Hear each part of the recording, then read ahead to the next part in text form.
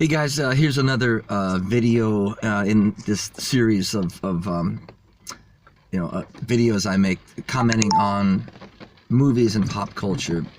I think I've talked about some pop songs. I've talked about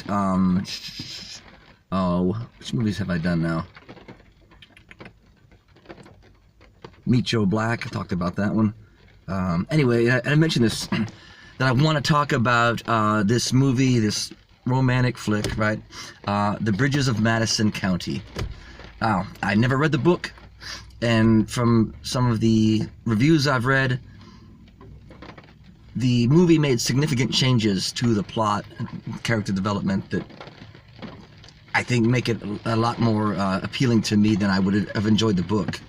I don't like chick flicks, right? In general, romantic movies, not because I'm too macho. I just detect so much BS. I mean, I hated The Notebook, and maybe I'll do a video about that movie some other time, just because it perpetuates this false concept of love. Like, and we'll discuss that one later.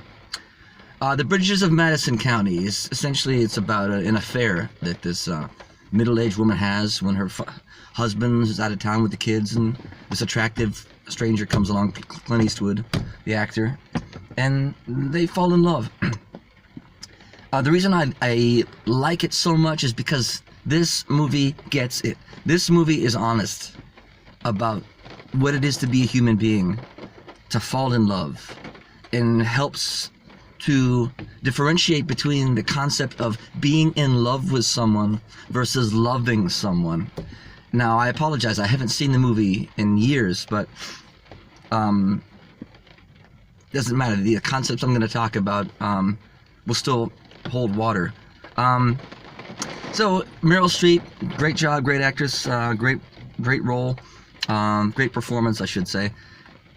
Is a middle-aged woman who has a husband that she loves and respects. He's not a monster. He doesn't beat her. He's there for her, and she loves him. And they get the two kids. And just circumstances arise. They're taking, I don't know, their calf or sheep or something to the state fair for competition. And so the husband goes away for a week or so with the kids, and she's home by herself. And again, Clint Eastwood is just a traveling photographer. They happen to meet, and they have chemistry. And that's how it is, guys. You can't predict when those things will happen. I talked about Meet Joe Black, that lightning strikes. When you click with someone, it's powerful, it's fun, and you want to get to know each other. There's nothing evil about that, and yet they both feel guilty for their attraction because she's married, he doesn't feel right about it, and she doesn't feel right about it because she tells Clint Eastwood's character straight up, look, I love my husband, he's a good man. But she also tells him her story that, you know, she got married when she was 19 or 20 years old, and she was Italian. She making the point, what did I know about life or love or what I wanted or who I wanted to be with? I knew nothing, and I married this guy when I was young.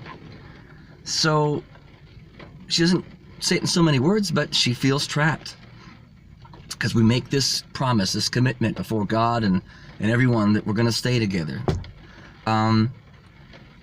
It's a realistic depiction of what life will do to you. And I just start to relay some of these ideas with the book that I wrote, The Evolution of Love, and the concepts I lay out. That, yeah, as we go through life, we change. We want different things out of life. And if you're going to be with someone like that in a husband-wife relationship for years and years, it's going to get boring, or certainly go in that direction. Hard to keep it fresh. And so one of the things I want to say is, don't ever kick yourself or feel guilty for falling in love with someone else, being attracted to someone else. We're human beings. It's going to happen. Don't beat your spouse up, mentally or physically, over the idea that, well, you've got eyes for someone else, because they're human beings. If we can remove these feelings of guilt over how we are and how we feel, we can handle them more effectively. And that's the main concept of my book, is getting a handle on being realistic about these feelings, these emotions, and what we want out of life. One of the cool aspects of this movie is seeing how her Meryl Streep's adult children react to finding out about her mom's affair. I think it's after she dies. They discover her diary, I think, and reading it. What her wish is when she died, and they're both married, I think, themselves, and of course have issues in their relationships, but they're very judgmental about their mom, and how dare she, and this stranger, this evil guy who had the affair with their mother. As I think the vast majority of people and human beings would say. I don't think that's fair. I mean, they just do a great job between these characters in the dialogue of making it known that they both feel something not right about them being together, but damn it, it's fun. Why should I feel guilty for wanting to be with you? So I'm challenging you guys. What's the sin? What's the crime? Does anyone die or lose a leg? What's the harm done? Life is meant to be enjoyed and fun. Yes, she should have told her husband, look, I love you as a person, as a friend, and it's unconditional. You're awesome. But I'm sorry, you know, I'm gonna cuss. I'm a bitch because I'm attracted to this guy, because this is more fun for me, because I'd rather spend time with him. I'm such an evil person. So she carries all this guilt, which she shouldn't have. And the character, the husband, I guess she never tells him, confesses about the affair. But if she had, I'm telling you, if Meryl Streep had gone to her husband and with that ultimatum, or the choice, or just a real picture, letting him know that, I mean, I love our kids and we should be there for them, but I feel like I need to be with this guy. If he loved her the way I love people, the way I love my past girlfriends and partners, he would let her go and say, of course, I want you to be happy. I mean, I love being with you, but if you're happier with someone else, of course I can let you go. And I'm not going to hate you. I'm not going to be shocked. I won't be dislike you, because you're a wonderful human being and you deserve that, as we all do. And again, that he as a man, as a person, should say, well, I deserve to be in a relationship with someone who really wants to be with me, and wouldn't ask someone to stay out of guilt or because of some, prior, commitment we made to stay together. What else can I say about the movie? There's a lot of great dialogue in there when they're getting to know each other. And Clint Eastwood is talking about his time in Africa, and his appreciation of the fact that in nature and wildlife, there's no dogma. There's no strict, rules about how anything should be. An interesting concept. I mean, I have my own rules and code. I've never cheated on anyone, and nor would I. Especially someone I really was clicking with. I would sooner cut off my arm than do anything to detract from that great relationship. And I've had those relationships. Beyond that, I'm just a person of integrity. And that's why I went through a lot of relationships. The point I wanted to be with someone else, I would break up. Even before anything was confirmed. It's like, I have a wandering eye. I'm looking for something else, and so I care about you, but let's break up. And let's see, what else can I say about the movie? I don't know. I mean, guys, I'm gonna flip this whole paradigm upside down. As long as you're honest about it, whatever it is. If you're gonna be honest and say, well, I just want a life partner, like an arranged marriage, so I don't expect that you're going to be in love with me and vice versa, but we're going to agree just to stick it out and cohabitate and muddle through.